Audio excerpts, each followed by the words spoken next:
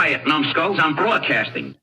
Hello, you're listening to the podcast, So There I Was. This is episode number 167. Early is on time, unless you're too early. And then you wish you were late. And that is so true. What hit me was close air support. If you're late, you're killing people. But if you're too early, you could be killing people. So that's pretty fucking spot on, bro. Yeah, right? Exactly. However, we're not talking about close air support in this case, are we? No, you're talking about getting yourself killed by your drill instructors. Yeah. Yeah, he's ready to march right up the front door, get there early, and then, maybe not. That didn't end well for that guy in front of me. I got places to be.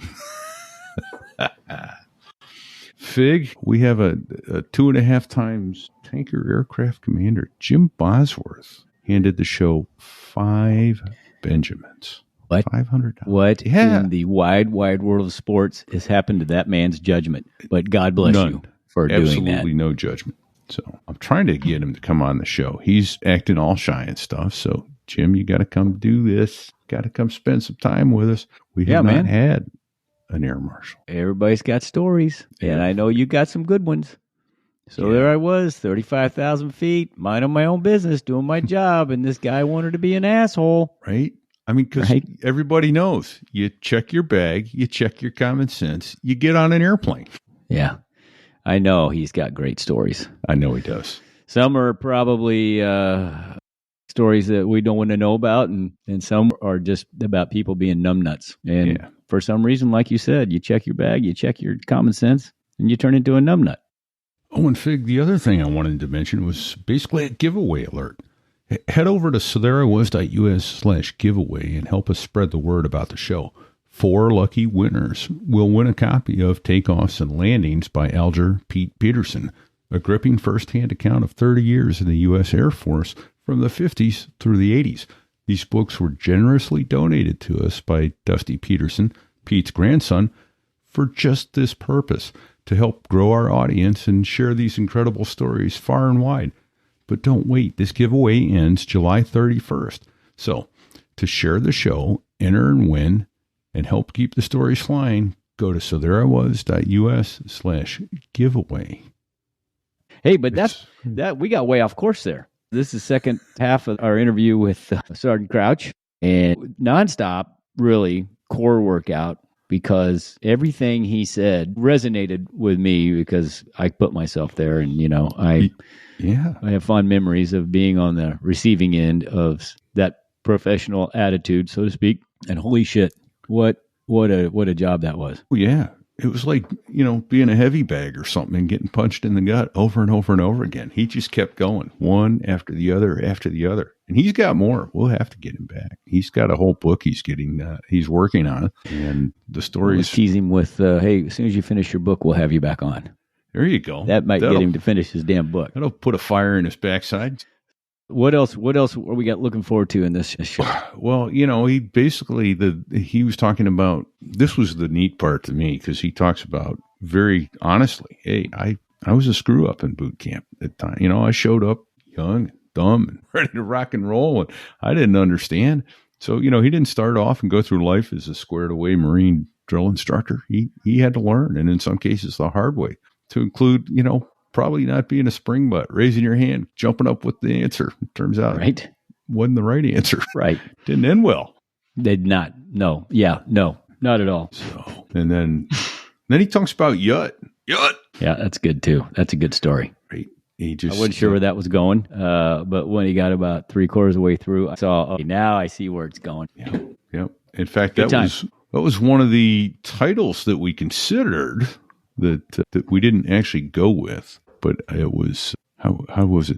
Yut. I lost my note on it, but it doesn't matter. Basically, it was Yut means kill, but don't tell the Navy that. Right. Yeah. There's more to it, but you'll understand when he starts telling the story. Absolutely. Let's just say it was a professional workaround that. Yeah, exactly. Stuck, that's exactly it. Yeah. Don't tell the Navy. Don't tell any of your class buds in your other classes even. Keep it to yourself unless you don't even want to say Yut. I also like the story, which will surprise some of our listeners. We don't pillage in the Marine Corps. There'll be no pillaging. No, we don't need slime bags like you. Blood, lung tissue, and other motivational tools. Okay. Right. Yeah. That's just it sounds graphic, but you'll understand when the story comes full round. Yeah, right? Exactly. And talks about how he lost instant attraction to a female drill instructor. Well, snot on the clipboard. No quicker way to turn that attraction off. Weird. Huh. Thanks, Devil Dog. Yeah. Thank you. Thank you for that. And I had a visual in my mind when that story, and I was like, oh, okay, the sail, the wind went right out of the sail there. Yeah. No more fun. Yeah. So, and then finally, Mooya. I got a personal story on this one. Mooya. And I don't know about you. No one ever told me when we showed up to OCS that it wasn't sir, yes, sir, no, sir. I thought it was all sir sandwiches. Right. But it's not. It's yes, platoon sergeant, no sergeant instructor. Right. I had no freaking idea that it was anything other than sir, yes, sir, no. Well, it's because we grew up with officer and gentleman. Right. And there was a little bit of Hollywood injected in that. Exactly. And so when he was talking about saying Mooya, I went, I've been there. Yeah. I didn't say Mooya, but I was not saying the right thing when I was supposed to be sounding off. Ooh, that doesn't go well. No. Weird. Right. You know what does go well, though? This week's show. So I think we get out of the way and listen to it. Yeah. And I guess we should say, hey, don't leave your footlocker unlocked. Absolutely. Don't. This here is a true story. Don't do it. About crossing the pond at night in the world's smallest cockpit, on the tanker, through the weather. Oh, and to the tanker crew who did that, thanks a lot. We really appreciated that. I'm just kidding. No, I'm not.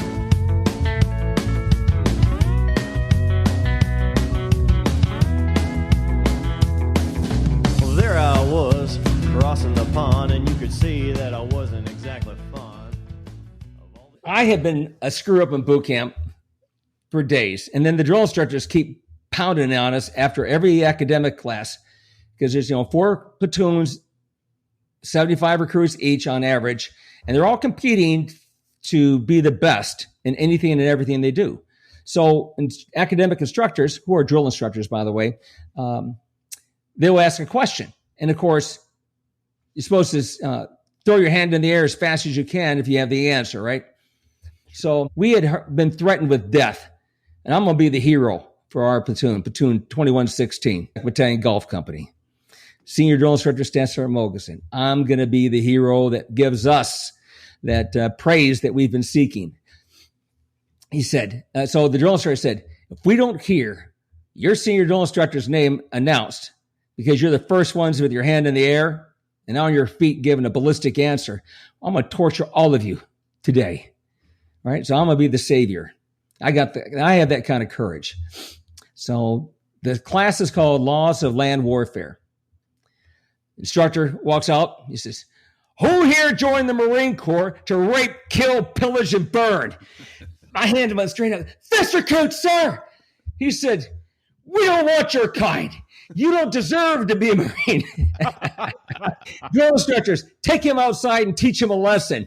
Oh. And of course, Corporal Jennings, I just forgot the corporal's name, but and Staff Sergeant Jennings took me outside and PT'd me to death. My throat was like a blowtorch being blown into it. And of course, I could hear him from outside say, we don't rape, we don't kill, we don't burn, and we don't pillage in the Marine Corps.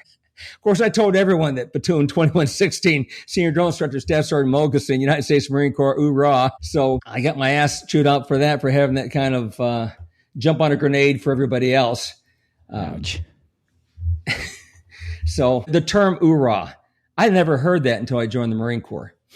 And our receiving drill instructor was Hispanic.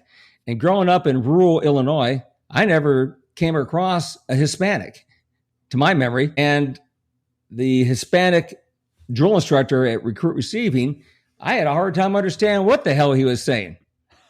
Well, he told us that I want you to memorize this verse and you will say it every time that I say fall out and fall into the hacienda. So I guess he called the barracks a hacienda, being his Hispanic heritage. He says, "Gorillas, we're tough. We live in trees and bushes. When women are rare, we'll fight a bear. We're rugged son of a bitches. Oorah, oorah, oorah."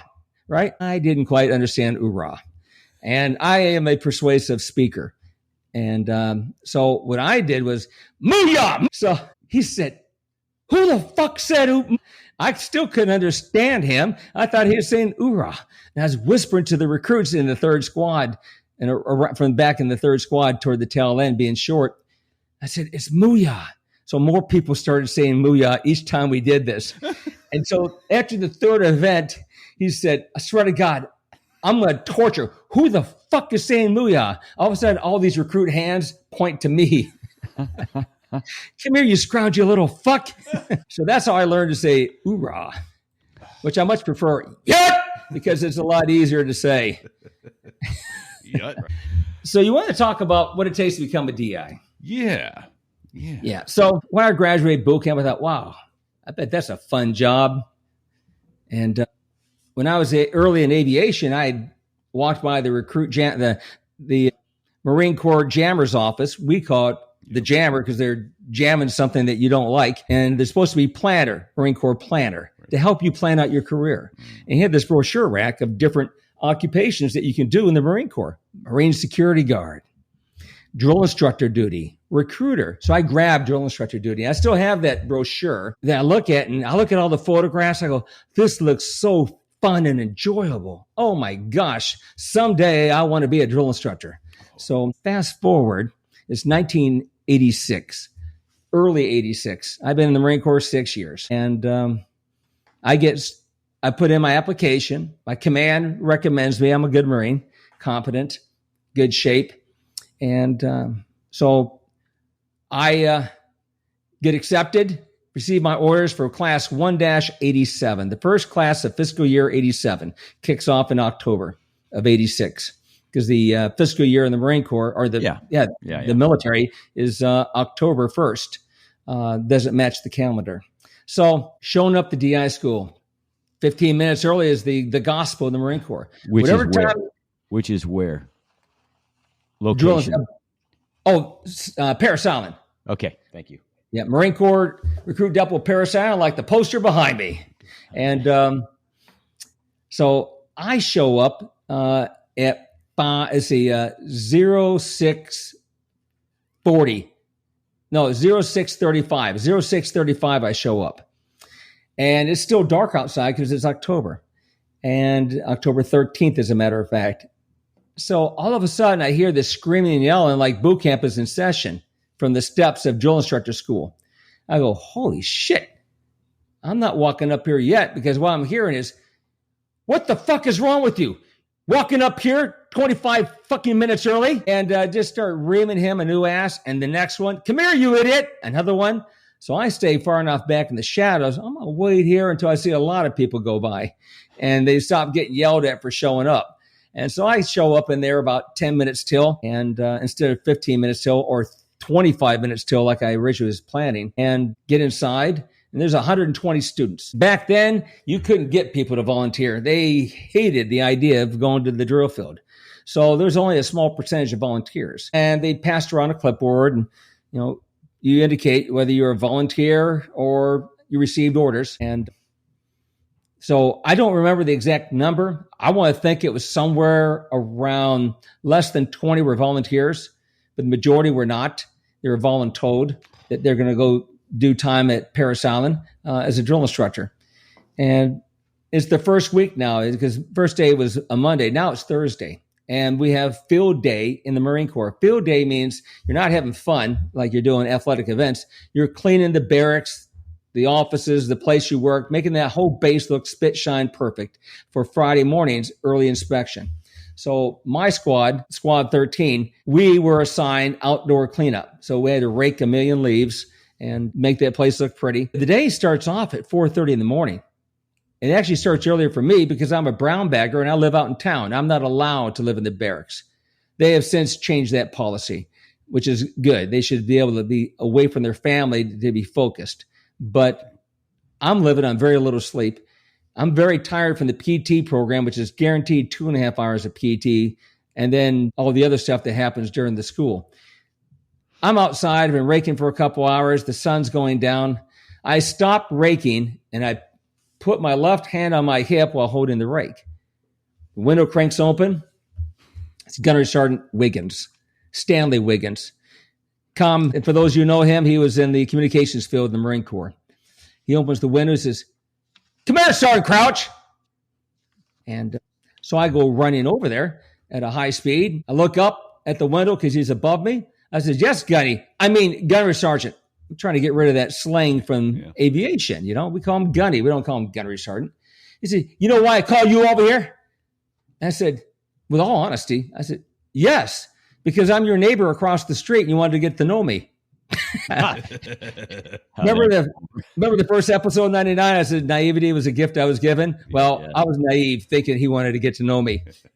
He was throwing a loop. He goes, No, mister, I want to get to know the squad instructor. No, that's not why I brought you over here at all. You had your fucking hand on your hip. You come see me tomorrow after PT, mister. I want to get to know the squad instructor. And I thought, oh, great. This is going to be torture. And so I failed to follow divine intervention. Divine intervention was the preceding Sunday. That preceding Sunday, my neighbor across the street, Stanley Wiggins, one house across the street and one house over to the left. He was outside washing his vehicle. I hardly ever saw this guy outside. I knew he's a drill instructor, but that's all I knew. So I was going to walk over there and introduce myself and say, "Hey, you got any ideas on how to be prepped for DI school? I start tomorrow." And then I get halfway across to his house and the hand of God rested on my shoulder. It says, "Stop, you idiot. Get back." So I went back to my house. I never made the full walk. And now I thought, that's what he was trying to tell me.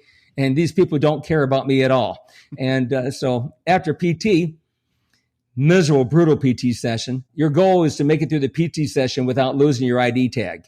You carry an ID tag around your neck chain, and the second one, safety pin to your running shorts.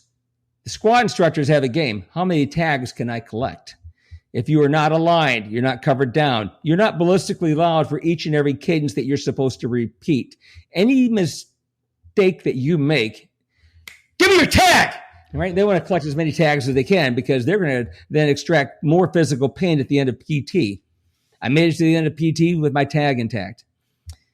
I run into the building upon dismiss. We were living in the barracks across the street, an old wood barracks. And we had just enough time, if we worked manically, to get in, shower, dry off, put your inspection quality uniform on, get back across the street, formed up in formation, ready for an inspection. Come inside the building, pound on the hatch, office entry procedure.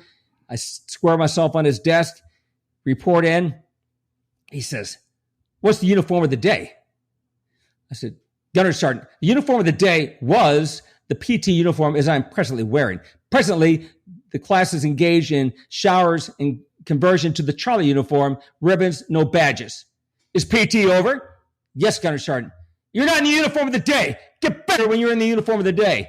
Right? I just lost X amount of minutes. That make it even more stressful. Run across the street, do that whole magic, get back just in time to do the office entry procedure in Charlie's. I come in, square myself on the desk. He says, "Begin." I look bewildered. "Begin what, Gunnery Sergeant?" "Begin, goddammit. I just told you to begin. Now, goddammit, begin." I'm looking at him dumbfounded. So I look over to my left, his partner in crime, Gunnery Sergeant Marshall. And I said, he sees me looking, he goes, "Don't fucking look at me. He told you to begin. Now get in your goddamn face and start pushing." I thought, the stars just came on, right? "You want me to do push-ups?" Okay. "Yes." I said, I thought I didn't have to do push-ups after boot camp. So I dropped down and I started doing push-ups. I must have cranked out 7 or 8. After a PT session, it's like all I got left, you know? And he says, "Why aren't you counting?" So I pick up where I was at. 8. He says, "No. What's the first word out of your mouth?" 1. And then there are supposed to be 4 count exercises, not 2, right? I thought I could see how this experience is going to be. It's going to be a tough 2 months, 3-month program now. And so then he stopped me after 15 push-ups. I thought, that wasn't bad at all. He says, "Shut the hatch. I don't want you distracting anybody." So I shut the hatch and resumed push-ups to failure. And I'm sure the reason is he didn't want the company first sergeant or the director of the DI school coming down there and stopping them because they weren't supposed to be PT students punishment-wise. I'm pretty sure that's the real reason. It had nothing to do with distracting students. They could care less about students. Right. So this seems like this seems like full on fucking hazing, man. I mean, you're there to become a DI, but they are beating you up like you're a recruit. Yes, and so they give you indelible examples, in case you forgot, of the level of perfection and intensity that you should have. And so I would tell you that I reached a point at the halfway point in training, which is a month in. I really felt like DOR from the program. But there's no way I could bring shame to my father, who's a Marine, shame to myself for my fellow Marines. But I was hating life, man. If I was lucky, my goal was to make it to the rack, sleep at home at 11:30 at night, 23:30. Oh boy! More times than not, I was hitting the rack 00:30 minutes into the new day after midnight, and on a bad night, it was coming up on 0200 or 2 a.m. But I had to get up at approximately 3:45 so I could grab my stuff, be in PT uniform, be parked at the DI school barracks and inside for roll call at 4:30. And even though we weren't following up for PT for another hour. And that was just a very tough program to get through if you're a brown bagger living out in town, because you have the distractions of a family and the travel time to get to and from and whatnot. So it was a tough job as a DI school student. I remembered reading an article of a Navy petty officer first class. He had made it through the program as a Marine drill instructor. So he was a recruit depot commander, RDC. That's what they call enlisted drill instructors in the Navy. And so I guess their program was the best of the best gets to leave and come to Parris Island to go through their DI school under the same standards. So he actually made it through under the correct standards. He's held to the same standard as everybody else and made it. I thought there ain't no damn way I could live with myself knowing that a squid made it through the program and I did not. I could not live with myself. There it is. So that was that motivation. But I became a team player. I wanted to graduate number one, and I became so focused on that, and I was doing really good. I mean, I had a high GPA in that class. Most of us were somewhere between 94.5 to about 96 as a total academic score. And I failed a speech exam, techniques of military instruction. And so the reason I failed is I never practiced aloud a 10-minute speech, a demonstration speech. Uh-huh. And so I practiced it in my head until I had the timing down if I was silently reading to myself. But I didn't have the timing down for doing it audibly for others to hear. And I spoke too long. Instructor says, how in the fuck can you fail? There's no reason you should have failed, Crouch. And I told him, I says, well, I'm a team player. I came here with the goal of being number one in the class, and somehow I lost focus of that. And I took time that was available for my self-study to help my teammates who are not very good at close order drill. And I was working with them on sword manual, command voice, teach backs, the whole works, because they were struggling in that. And he says, well, you'll be tested tomorrow. You better not fail. And of course, I practiced, for a few hours that speech and then, nailed it because you're given a window of 10 seconds before, 10 seconds after the deadline of 10 minutes. And from there, they start deducting points for every 10-second block. And that's how I ended up failing. But then they knew that I was a team player. Then I was helping people. Another thing here is uniform inspections. You start with 100 points on day one before your first inspection. Every time you had there's 20 inspections, 13 of them are unknown, 7 were known. On this date, this is the uniform that you're going to be inspected in. But the other 13 inspections, they're unknown. You could have 2 in the same day. So it'd be after the first training event of the day, which is always PT, and after the noon meal would be the second inspection. And you'd be out there for formation, and they say, fall in. So, no, they'd say, fall out and fall into the classroom. Or they would say, open ranks march, and they'd inspect us. So I was losing points on my uniform inspection, always for the same thing, brass and shoes. Now, I was one of the only people wearing leather shoes. I hate the plastic shoe known as Corframs. I do not like them. I think they're weak. I think they're nasty. They're uncomfortable to wear. They're hot as hell in the summer heat. They scuff, and once they get scuffed, you can never get rid of the scuff. I'm a traditional person. I've been wearing polished brass buckle on my web belt for my entire career at that point. And I've been wearing spit shine shoes when it was necessary to wear shoes. And so I told, after one of my inspections, I was called into my squad instructor's office. He said, you're at risk of being put on a review panel. You're not even at the halfway point, and it looks like you're not going to make it through the program because of your uniforms. I said, I have an issue with the fact that I think my work is so good that they don't realize that they're looking at polished brass, giving me bonus points, because you said you get bonus points for polished brass and spit shine shoes, and I've been spit shining my shoes every inspection, and I'm not getting these bonus points. Right.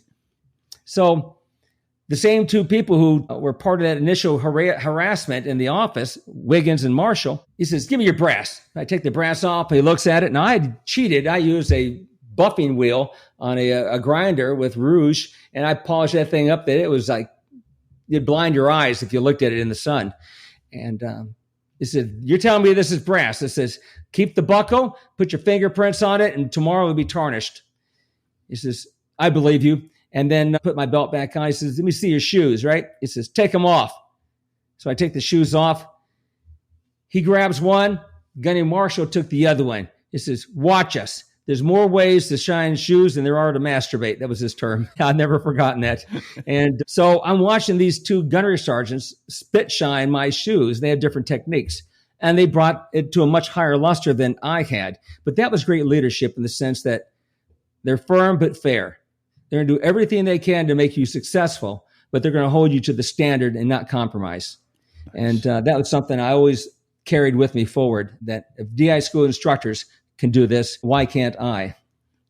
Nice. But it was a very tough program to get through. I never lost points again on an inspection, and very happy to, it's the proudest day of my Marine Corps career, I do believe, and that was December 18, 1986, graduating class 1-87 to become a drill instructor. Very nice. So I just got to ask about this one, though. I said there's I'm assuming a pretty hot young WM, Staff Sergeant Slumko. Yeah. And you lost all attraction to her. At the school, there's 13 instructors. One's a female instructor, so she trains the female DI school students whenever there's physical events going on. Road marches, PT, you name it. Yeah. She's the indelible example for them to emulate, and the males for us. But she was attractive. Blue eyes, probably 5'10", very well fit, and very well built, and had my attention subconsciously and consciously. Well, we're at the end of training in the school. It's now December, early December. Parris Island can get cold in the month of December. And it was probably an outside temperature of like 40 degrees, maybe 38.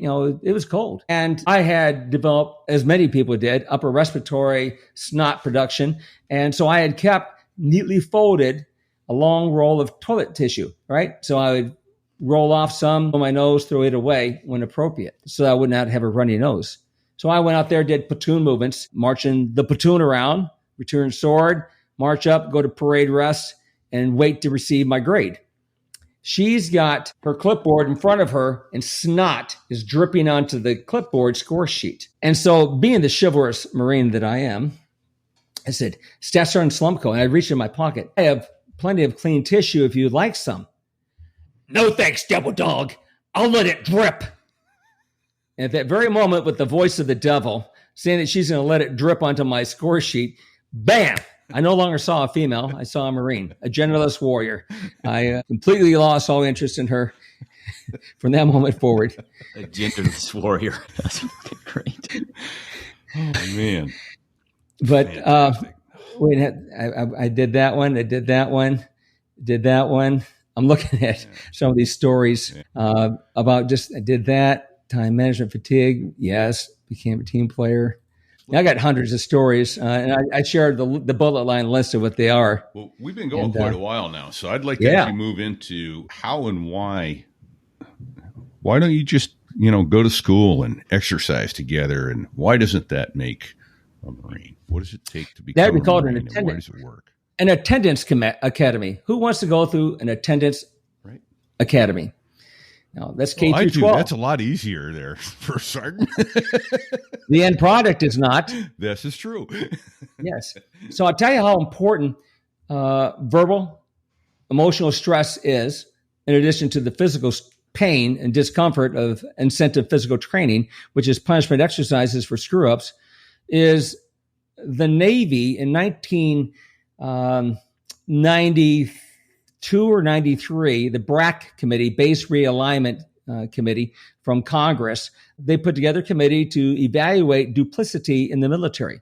Why should there be 4 photography schools? Why not just one and send all branches to the same school? And they did that approach through a lot of things. And then they looked at the Navy and they said, why do you have 2 OCS programs? One aviation officer candidate school and one officer candidate school. And so they put the committee together, and the people on the committee could not be former graduates of either program, which meant they were ROTC from a college earning their commission, or they were from the Naval Academy. Therefore, they came to the conclusion that Florida was the best location to continue the program that would be merged. But they did not want to remove the aviation element, said we can't remove the drill instructor. And the surface Navy said, we don't want the drill instructor. We have our Navy chiefs. We don't want Marine drill instructors creating all that chaos and creating high attrition. Because when they looked at the attrition numbers, we had a high attrition rate in aviation officer candidate school.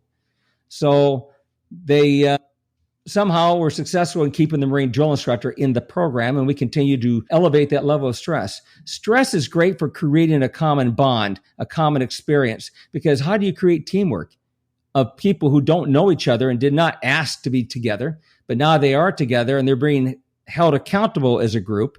So you do that by mass punishment, which is no longer encouraged or tolerated. You can no longer torture a platoon for the sins of one, or sins of 2 or 3. Those get dealt with individually, but not as a group. But so now you've lost some of that cohesiveness. We all pay. In my opinion, that is something that we lost. The only difference is the drill instructors would encourage or would tolerate blanket parties where recruits would beat up a recruit that was a low performer at night. And that's unprofessional. That's unacceptable. And I had witnessed that myself in boot camp. But to have that shared experience of the verbal wrath, and young men and women, most of them have not been in that type of hostile environment. They didn't get raised by abusive parents or an abusive neighborhood. So they had a idyllic life growing up, and now they're in this hostile environment. Well, we need to ensure that you can speak ballistically at the top of your lungs, because why? During the chaos of combat, you need to be heard. You need to effectively communicate to other people. Therefore, we require that you ballistically shout anything and everything that you are responding to, whether as one or as a whole platoon. And in fact, I used to tell my recruits, and later on my officer candidates, I even had a signs in their rooms and in the head, which is a bathroom, that said something to the effect of, when you open your mouth, I better see blood and lung tissue landing on the neck of the candidate in front of you. Because if I don't, I swear to God, you will be tortured beyond death. Sincerely, your drill instructor, Gunner Sergeant Crouch, United States Marine Corps. So they saw that before they even saw me, and just to set that tone. But I was always that way. You open your mouth, I better see blood and lung tissue coming out, landing, because of that level of force. Because you need to be an effective leader. You can't be an effective leader if you have to be told to speak up, or they don't want to ask you to speak up, but they don't get the message, whatever it is you're communicating. Military is a very noisy life. The equipment that we work around, it's a safety issue. It's important to be able to speak ballistically. How about instant willing obedience to orders? I don't want you to have that freedom of thought of, do I want to do what he just asked of me? Therefore, I need to issue that command in the most threatening, vile manner possible, always followed up with some form of emotional or physical discomfort to drive that point home if it's not to my satisfaction. But it creates a tighter unit faster. It requires a better end product that is emotionally tough, because there's some people who can't handle being yelled at and they take it personal. And so that's my thoughts on why the persona that is so often put in the movies like Full Metal Jacket, the Boys in Company C, the movie The DI, which to me is one of the most perfect movies of being a drill instructor, 1957. Jack Webb, 1950s, maybe? 57. 57, okay. Yeah. So you asked about the, and by the way, people often think he's yelling. He's yelling at me. No, I'm speaking with conviction. I'm speaking with a command voice to be heard. It's like doing 1,000 crunches without fail because you're learning to use the diaphragm. There's no voice coach when I went through DI school on how to project your voice. So you learn to project your voice out of necessity because the muscles of the voice box are very small, very thin, and they have the ability to quickly flex the sound coming out of your voice box. Well, if you start ballistically yelling, it quickly atrophies and says, I got nothing left. I can't do anything. I'm paralyzed. There's not another push-up left of me as far as the voice box. But you still have to get your voice out there. So either you do something damaging permanently, which is like with a frog voice. Well, I tell you the command, you do this. Now, that sounds stupid. You sound comical. How can I take you serious? But there's drill instructors who did that because they're lazy, and that was easy. The hard thing is to compress your abdominal muscles, and it pushes a puff of air up and through your voice box enough that when it crosses over your tongue and the roof of your mouth and your lips and the way it's open to create the sound effect that you need.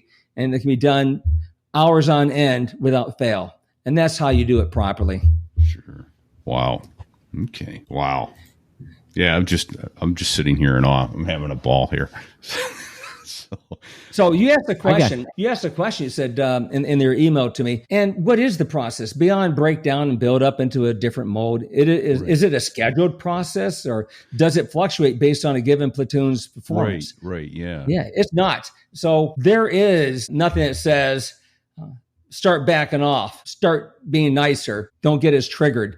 Nothing like that exists. And as far as based on a platoon's performance, my goal was not to say, hey, today I'm going to mess their day up. And it was never that way. They have something they call Black Friday, welcome aboard. Every day was the same as far as I was concerned. I communicate what's expected. If I get the performance I want, we continue that training process. If I don't get the performance I want, I let you know why it's not acceptable. And if I don't get the acceptable performance, I may handle it right there. I may hand you off to another drill instructor to get handled with, or I'll take care of you later on. I always kept a 3x5 card in the inside of my campaign cover, or drill instructor hat, and I would write down the turd's name. Let's say repeat, hands in pocket. That'd be sufficient to remember why I should torture you. But as far as a platoon's performance, I know that I wanted to transition and build their self-confidence as we approach initial drill competition, which is close order drill, how you march and how you do facing movements and move the weapon about your body, left shoulder, right shoulder, order arms, present arms, whatnot. And then in final drill, which is at the end of recruit training, the same concept. At OCS, Navy OCS, there's only one drill evaluation, and that was at that time in the Monday of the 7th week. And so what I would do is I would try to do the discipline. I may have terse words that I use and anger in my voice, but I will deal with it later. I didn't interrupt a drill session to actually torture you. And I would get through the end of the drill session, then I'd torture you. Otherwise, if I torture you, your arms are fatigued and you're out of breath and you're not going to do good. So I had a class 02, 9, or 7 at OCS. And on the first week of their training, because of me, all drill instructors were prohibited from using the word kill. Now, I thought kill is a pretty good word. Yeah. We talk about it all the time. And, killing and drilling, something aggressive. So we were running a class down to the PT field for scheduled PT. The director of OCS, who baffles me because he was a AOCS graduate in the 70s, but he had a problem with it. But he also had a psychology degree, so that might be why he had an issue with it, because he worries about the psychology of people. And so he heard this sound, and I heard from him personally, he heard this sound coming down the street. Every other time the left foot hits the deck, the drill foot, the kill foot, right? And He didn't know what it was, but it sounded intense and motivating. And he walked out, and as they got parallel to him, he realized they were shouting kill. And that was a problem for him. Then, of course, on the way back from the PT field, I had them shout kill every other time the left foot hit the deck, kill. And it sounded like shock troops coming through to destroy. So I get the word from the chief drill instructor, Master Gunner Sergeant Holtry. I came up there to see him in his office. He says, Nick, he usually call me Nick all the time, new guy in charge. Okay. It's not meant favorably. It means you're a screw up. And so you always bring in negative attention. So he says, Nick, Commander Thielman, I didn't mean to say the name, but the CEO said he doesn't want to hear the word kill anymore. He heard you and he thought it was a very motivated, tight class and is really wanted to hear it better. So he walked outside to see this show of intensity and unification and awesomeness. And what he saw was a platoon shouting kill every other time the left foot hit the deck. You are not to ever use the word kill again at any reason for any purpose while you're here. You apologize to that class and let them know that your conduct was unacceptable. So I requested permission to talk to the commanding officer. He says, you don't want to do that. I said, yes, I do. He says, I'm telling you right now, Nick, you don't. I said, well, he can tell me to my face. I want to talk to him. So I got it set up to go see him that day. He said, I understand you want to talk to me. I said, yes. I said, why is it that there's a problem with these officer candidates those who make it to the finish line will be on a ship or maybe in an aircraft, and they're launching rockets and missiles, dropping bombs, shooting guns, and they are killing the enemy. Why is it unacceptable to use the word kill? He said, hopefully they will never learn or have the experience of killing, but those who do can learn about it later on. But here at the schoolhouse, they are not going to have it glamorized, glorified, or spoken in the enthusiastic manner in which they and you were doing it. And so I left defeated, but not for long. I thought, how do I get over this hurdle? I cannot imagine, this is only my second class I'm training. I can't imagine doing another year and a half plus without that level of intensity. And I had the bright idea. In the Marine Corps, we have hand-to-hand combat training with bayonets fixed on the end of a rifle, the M16A2 service rifle. And the step-by-step procedure from the close combat instructor to that group of Marines out there, he'd say, with a horizontal butt stroke, ready, stroke. And they go, yut, yut, yut. And so every time there's a movement, just like in the martial arts, you would execute it with the word yut. Yut is something that is an easy word to say intensely and to create execution and movement that is perfectly timed with great force and energy. So I thought, they told us yut means kill in a foreign language. Well, by golly, we're going to say yut. And so from that day forward, I went and talked to that class and said, first of all, I'm supposed to apologize to all of you by direct order from the commanding officer. So I want you to hear it from my lips. I am sorry that I used the word kill and had you shout the word kill while we ran down the street running PT. I said, how does that make you feel? And their faces looked like they just witnessed a dog being stepped on. And I said, well, does that meet with your approval or not? And they were not enthusiastic at all. And I said, well, if you don't like that, the director of the schoolhouse says it's a problem. And as far as he's concerned, it will not be used, that word kill, ever in any context here at OCS. And so therefore, would you like me to train you to that standard, or would you like to be trained to my standard? Probably 80% of them said, the drill instructor standard, sir. This is an issue that we all have to be 100% on board. And if you're not on board, then we're not doing it. Because I'm putting my career at risk. At this point, I got 16 plus years in the Marine Corps. And I'm putting my career at risk by disobeying a lawful order. So again, are we 100%? Because you can't change your mind later on and say, I got a problem with this. Right. They're 100% on board. All right. We will never use the word kill. However, we will pronounce the word yut! Y-U-T exclamation point. Bold in all caps. That means kill. That's what we're taught in the Marine Corps at Parris Island, San Diego, and Quantico. that during hand-to-hand combat with fixed bayonet on the end of a rifle or holding bugle sticks, simulating as such, that when we teach step-by-step movements, we say yut. And so when I say anything, when I say yut, you always reply yut, yut, 2 yuts. That says, and when you're out on Liberty in a bar, you walk in, you want to know if you're alone or not, just go yut. And if you hear at least a double yut coming back, you got friends, you got backup, and it's not you fighting alone. And so fast forward, it's commissioning day. The commanding officer is the guest speaker. When he can't find somebody, he's the speaker. He comes up to the microphone, he goes, and they all shout. And I thought to myself, he has no idea what he just did. And of course, the newly commissioned officers about to be, they are grinning ear to ear. They're loving it. And the Navy chiefs didn't like it. They didn't. I said, I don't want your Navy chiefs to know about it. The Marines know, and those are the only people you need to know. Do not let your class officers or the Navy chiefs know it, and don't talk to other classes what it means. If they simply ask you what's that mean, just simply say, it's our class drill instructor's way of being enthusiastic. Right And so, well done. Thank you. Indeed. Thank you. So as far as that all started with the class that did extremely bad or good or recruit platoon. So a few days later, a drill instructor PT'd his class to death, way beyond the authorized SOP limit. And therefore, a lot of sore backs. One candidate got rolled backwards 2 weeks in training because of a lower back injury from doing M1 Garand up and overs, 8-count body movement, 8-count movements, which for those who've done it will tell you it's a very stressful lower lumbar injury. Yeah. And so while that was being investigated, we were told we were not permitted to ever PT a recruit for discipline.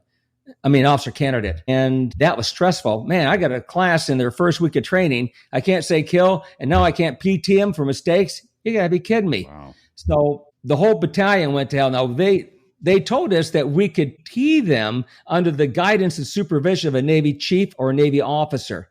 There's no way we are going to participate in that neutering. So as far as we're concerned, fine. You think you can train them better than us? We would not ever discipline with physical training that way. So this class, coincidentally, was full of nuclear engineer student nerds. So they're extremely intelligent. They have a great comprehension ability. They ended up setting the close order drill record that was standing at OCS. And we didn't get the privilege to start punishing them until about week number 5 or 6 later. We went about 5 weeks without the privilege of punishing the candidates. But because the whole battalion was now looking like a high school, their behavior, their nastiness, their lack of military deportment, the director relented and allowed us to go ahead and let the dogs of war loose on them. And we tightened them all up. So that was a shock and awe for those who never experienced it, who then came in the weeks following. But they set a drill record with the least amount of punishment PT. And you think, well, why not do that continually? But old habits are hard to break. That record stood for about 18 months. Right. Oh, man. Well, we have been going a long time, and you've got a lot more stories. Unfortunately, I think Fig has a hard out. So what I'd like to do is have you talk up a little bit about the pressure cooker. Absolutely. Yeah. So The Pressure Cooker was the first book I published, but the second book that I thought to write. I was writing a book of my own stories, and I interrupted that book so I could write this. I was at a drill instructor reunion in 2000. Joy Stone Emanuel was one of the owners of Stone's Studio, who had been taking photographs of all the classes for 20 plus years. And she inherited from the previous company that was doing it historical archive of negatives and photographs of all the people who went through the program going back to the mid-70s. She came with 2 milk crates full of 8.5 by 10 glossies and of class photos and mostly of drill instructor team photos. She says, Marines, you can have these. The Navy does not want our archive that we wanted to keep, so we're going to throw it all into the landfill and have it picked up. And I says, well, first of all, no, you're not. I love history, and we're not getting rid of this.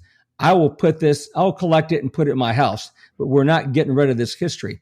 And so I went ahead and made good on that, made 2 trips with a trailer to pick up this incredible collection of film. And I thought to myself, you know what?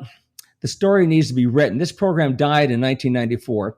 and went for 47 years. And wouldn't it be great if we collected the stories of those experiences by the officers who went through the program? So I went on Facebook, and before I set up my own group to collect these stories, I wanted to see if anything existed, and it did. It was AOCS alumni on Facebook. And by the way, if you didn't go through the program, you're not getting in. I have a hard vetting process. No one's, to my knowledge, ever figured out the magic methodology. And I have rosters going back decades. So you're not on there. You didn't come through the program. You're not getting in the group. We want to keep it pure. So those stories were written by the officers.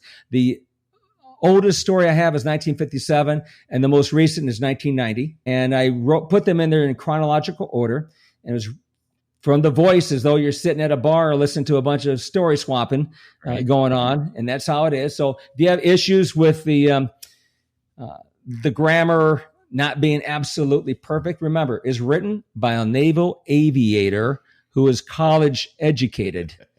And they kept pressing me to have this thing published because they wanted to see the book before they died.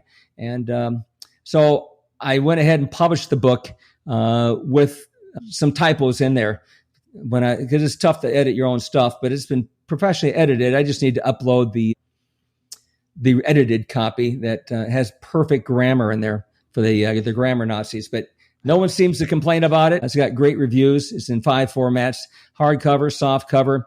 It's got EPUB, PDF, and Kindle. You can get it from a website, lulu.com, LU.com. Nice. Has nothing to do with yoga. There's something very similar, Lululemon, but no, lulu.com.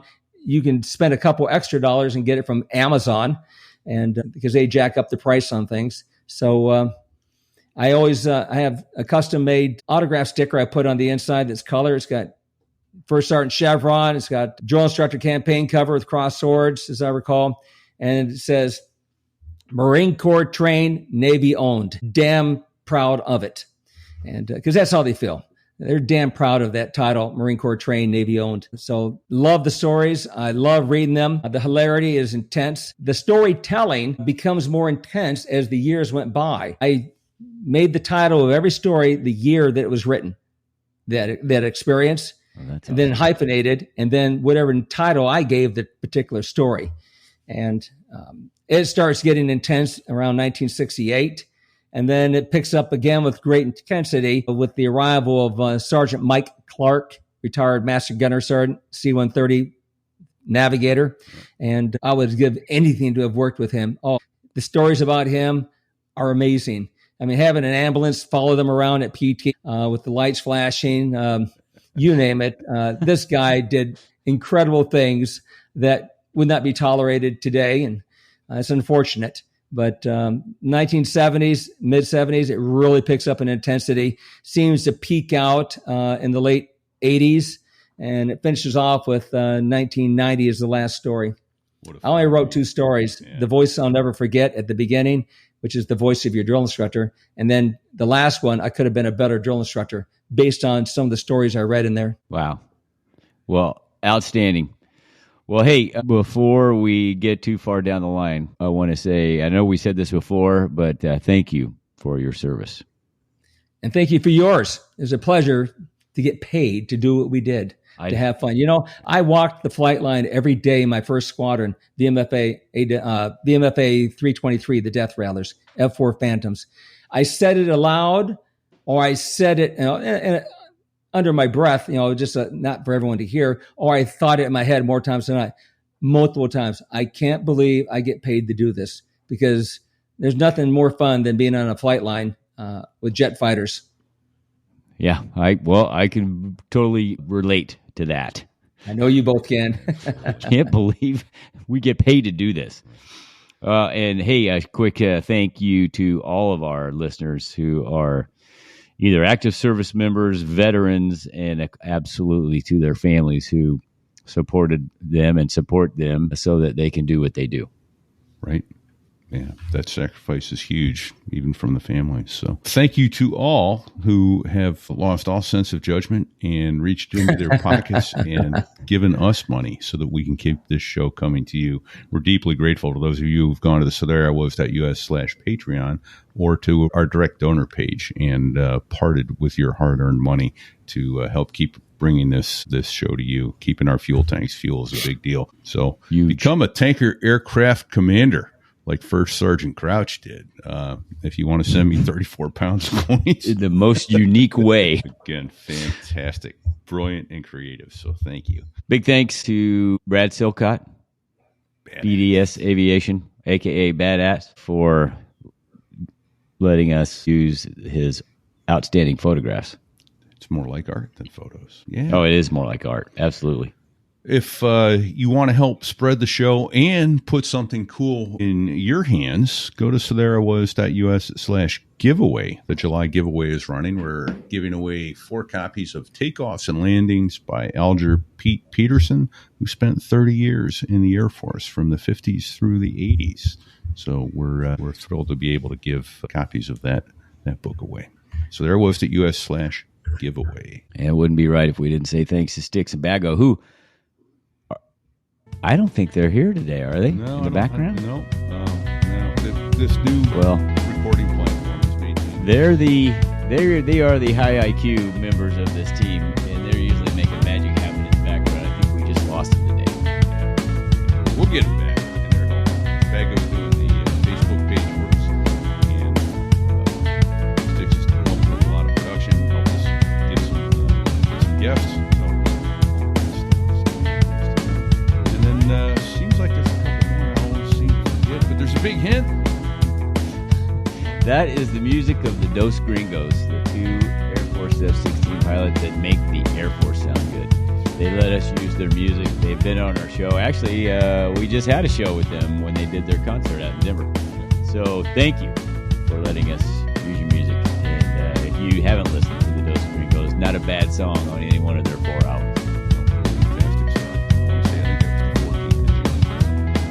Seventh. It was the 7th. The concert was the 7th, but I think yes. The show came out. Yes. Yeah. Sorry. So the show title is a good reason why. So anyway, Fig, until next week. Yut. First Sergeant Crouch out. Yut! There I was, crossing the pond, and you could see that I wasn't exactly fond of all the shit I was wearing on that day. Now an F-16 is cramped enough, but it's even worse with all that stuff supposed to save your life. But we knew there was no way. 'Cause when you're going down the North Atlantic, man, it's over. Hold on. It's what? He said It's it's over. over.